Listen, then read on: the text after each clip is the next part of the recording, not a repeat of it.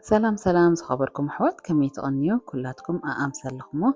ጽቡቅ ቀኒኹም ክትኮኑ ተስፋ እንዳገበርኩ ኣነ እውን ብወገነይ ጽቡቅ ቀኒ ይብለኩም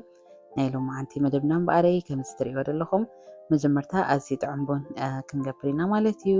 ቀፂልና ከዓኒ ኣዝያ ቀላል ጥዕምቲ ቀልጢፍካ ትስራሕ ግዜ ዘይትወስድ ማለት እዩ ድራር ክንሰርሕ ኢና ክትፈትውዎ ተስፋ እንዳገበርኩ ክሳብ መጨረሽታ ምሳይ ፅንሑ ኢኹም ነቶም ሓደሽቲ ኣብዚ ቻነል ትመጽእ ዘለኹም ድማ ሳብስክራይብ ብምግባር ፋሚሊ ናይዛ ቻነል ክትኮኑ ዕድመኩም ማለት እዩ ነቶም ፋሚሊ ናይዛ ቻነል ኦሬዲ ድማኒ ደገፍኩም ሞራልኩም ኣይፈለይን እንዳበልኩ ሕጂ እምበኣር ናብ ናይ ሎማዓንቲ መደብ ክንኣቱ ኢና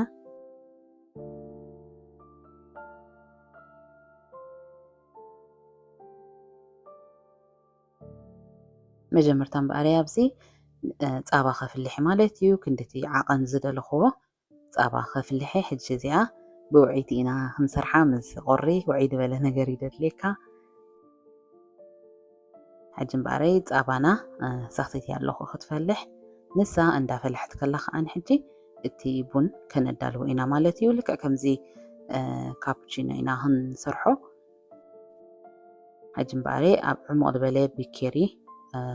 ክንድቲ ዓቐን ዝደለኽዎ ክጥቀመ ኣብዚ ሕጂ ኣነ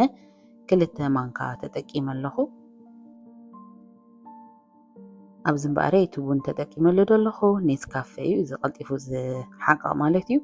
ሕጂ እምበኣረይ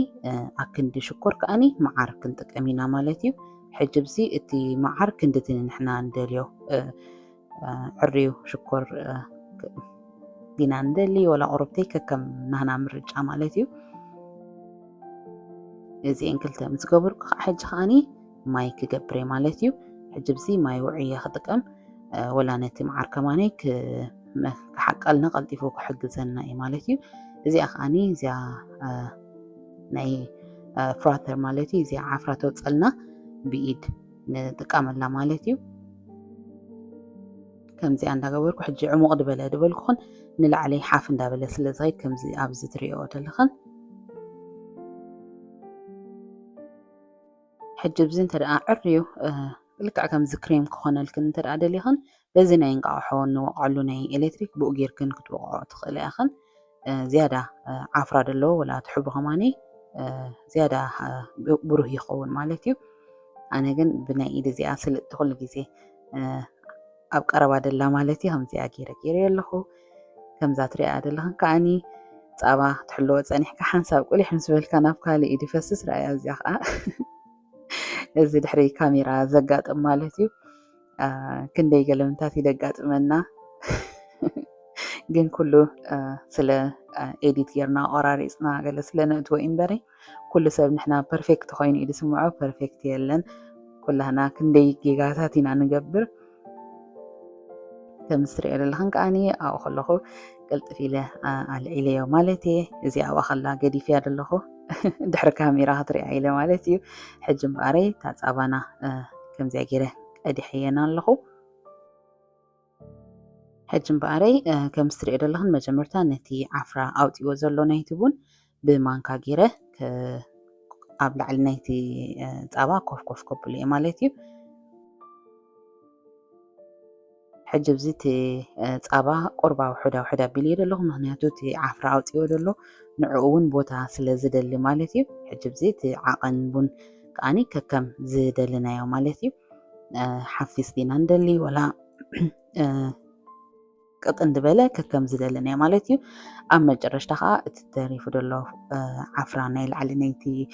ካፑቺኖ ጌርና የደልና ማለት እዩ ብላዕሊ ከምዚኣ ጌርና ንገብራ ማለት እዩ እዚኣ ሕጂ ኣብ ገዛ ካፑቺኖ ከምዚ ጌርና ክነዳሉ ንኽእል ኢና ኣብ ክንዲ ሽኮር እውን መዓር ክንጥቀም ንኽእል ማለት እዩ ኣዝዩ ጥዑም ብሕልፊ ምስ ዝቑሪ ከዓኒ በቃ ኣሙቕ ይደብለካ ከምዚኣ ጌርና ከዓኒ ከነዳልዋ ንኽእል ማለት እዩ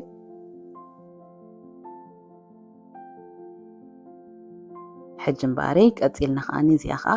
ንድራር ትኸውን መግቢ ክንሰርሕ ኢና መጀመርታ ኣብ ዕሙቕ ዝበለ ድስቲ ማለት እዩ ማይ ከፍልሐ ሕጂ ኣነ ብዚ ክሰልጠኒ በታ ማይ መውዐይት ኣውዒ ኣብቲ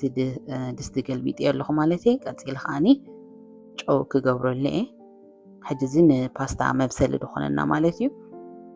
ንሎማዓንቲ ተጠቂመሉ ዘለኹ እዚ ዓይነት ስፓጌቲ ማለት እዩ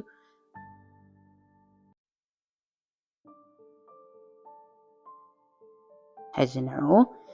በቲ ኣፍቲ ወረቐት ድመፅእ ኣሎ ፍቲ ጎማ ክንደይ ከተብስሎ ከም ዘለካ ኩሉ ይሕብረካ ኢና ክንደይ ደቂቕ ክበስል ከም ዘለዎ ብኡ መሰረት ከዓኒ ከብስሉ እየ ማለት እዩ ሕጂ እምበኣር ኣብ ካልእ ከዓኒ ከምዚ ባዴላ ምሳሌ ማለት እዩ ዘይቲ ክገብረሉ እየ ቀፂሉ ከዓኒ ፃዕዳ ሽጉርቲ ማለት እዩ ሕጂ እዚኣ ሽጉርቲ መምታራይ ተድልያ ገለይ ተድልያ ኣዝያ ቀላል ማንም ሰብ ክገብራ ድኽእል እዩ ቅልጥፍ ኢልና ክነዳልዋ ንኽእል ኢና ሕጂ እምበኣር ነቲ ፃዕዳ ሽጉርቲ ሓንሳብ ቁልው ምስ በለ ከይሓርና እንዳተጠንቀቕና ማለት እዩ ፃዕዳ ሽጉርቲ ስለ ዝሓርር ሓውና ኣህዲ ኣቢልና ማለት እዩ ሕጂ ቀፂለ ከዓኒ ሳልሳ ክገብረሉ እየ ሕጂ ብዚ እቲ ሳልሳ ከከምቲ ዓይነት ፓስታ ተጠቂምናሉ ዘለና ምብዝሑ ማለት እዩ ብኡ መሰረት ንኸይድ ሕጂ ብዚ ከባቢ ሓንቲ ማንካ ዓባይ ገይረሉ ኣለኹ ሕጂ እምበኣር ሓንሳብ ሓዊ ውቕዕ ምስ ኣበሎ ማለት እዩ ነቲ ሳልሳና ሕጂ ማይ እንዳገበርኩ ክቆልዎ እየ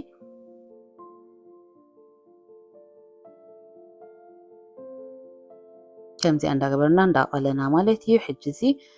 ሬድ ቺሊ እዚ ፍሌክስ ማለት እዩ እዚ በርበረ ዝነቐፀ ደቂቕ ማለት እዩ ክገብረሉ እየ እዚ እንተደኣ ደይብልክን ጉዕ ክጥቀማ ትኽእል ኢኸን ወይ ድማ ብዘይ በርበረ ዝኾነ ዓይነት ጉዕ እውን ክትከውን ትኽእል እያ ቆልዑ ገለ ድበልዑ ኮይኖም ማለት እዩ ቀፂለ ሕጂ ብዚ በርበረ ፀሊም ክገብረ ከምኡ ድማ ጨው ማለት እዩ ሕጂ ብዚ እንተደኣ ደሊኸን ማጂ ክትጥቀማ ትኽእል ኢኸን ናይ ኣታኽልቲ ማለት እዩ ወላ ማጂ ዝደለኹና ዓይነት ክትጥቀማ ትኽእል ኢኸን ከም ዝረኣኹና ኣነ ብዙሕ ቅመማት ኣይተጠቀምኩን ኣብዚ ሕጂ እምበኣር ቀፂለ ከዓኒ እዚ ክሪም ቺዝ ማለት እዩ ፊላደልፊያ ክሪም ቺዝ ተጠቂመ ኣለኹ ሕጂ ብዚ ከባቢ 2 ማንካ ገይረሉ ኣለኹ ሕጂ እዚ ሓዊ እንዳሃረሞ ክኸይድ ከሎ እንዳመኸኸ ኢድ ኸይድ ከም ዝትሪኦ ዘለኹም ማለት እዩ እንዳመኸኸ ኢድ ኸይድ ቁሩብ ሓዊ ጥራሕ እዩ ዝደሊ ማለት እዩ ከምዚኣ ከዓኒ ኩላ ሓዊ ምስ ሃረማ መኺኻ ከምዛ ትሪኣ ዘለኹን ሕብሩ ናብ ሮዛ ሃሳስ ከይድ ኣሎ ማለት እዩ ሕጂ እቲ ፓስታና ከዓኒ በሲሉ ኣሎ ማለት እዩ እዚ ሕጂ እቲ ፓስታ ከነፅፈፎ ከነዝሕሎ ገለ ኣየድልየናን እዩ ኣብኡ ምስኡ ሓዊስና ሓንሳብ ሓዊ ክነህርሙ ስለ ዝኾንና ልክዕ ካብቲ ድስቲ እንዳውፅኦ ኣብኡ ድገብሮ ዘለኹ ከም ዝትሪኦ ዘለኹም ማለት እዩ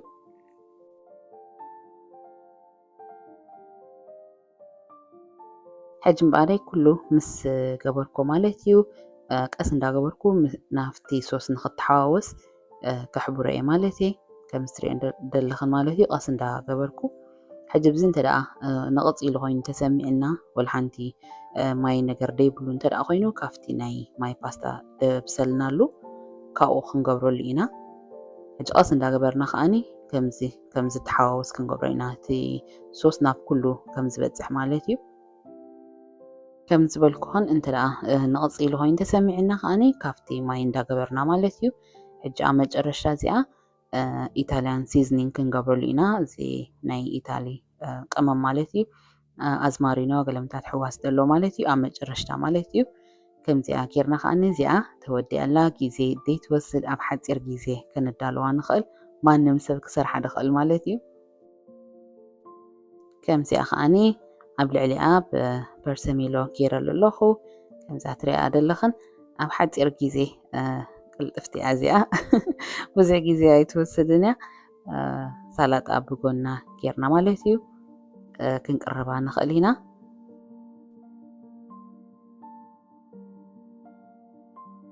ነዚኣ ትመስል ማለት እዩ ረኣይኦ ግድን ኣይኮነን እቲ ፓስታ ስፓጌቲ ክኸውን ዝኾነ ወላ ማኮሮኒ እውን ክኸውን ይኽእል እዩ እቲ ሓሳብ ጥራሕ እምበረይ ከም ድሌትካ ጌርካ ክትሰርሖ ትኽእል ኢኻ ኣብ መጨረሻ እምበኣረይ ነዚኣ መሲላ ኣላ ፈቲኽና ክትኮና ተስፋ እንዳገበርኩ እንተደኣ ደስ ኢልክን ፈቲኽንኦ ፈቲንክንኣኻ ኣብ ኮመንት ፀሓፍ ኣለይኽን ናብ ካልእ ኣሕዋት ከዓ ሼር በሎ ኢኹን ከምቲ እምበኣር ኣብ መጨረሻ ናይዛ ቪድዮ በፂሕ ኣለኹ ብካልእ ቪድዮ ክሳብ ዝምለሰክን ንኩልኻትክን ኣብ ዘለኹንኦ ስሰና እዩ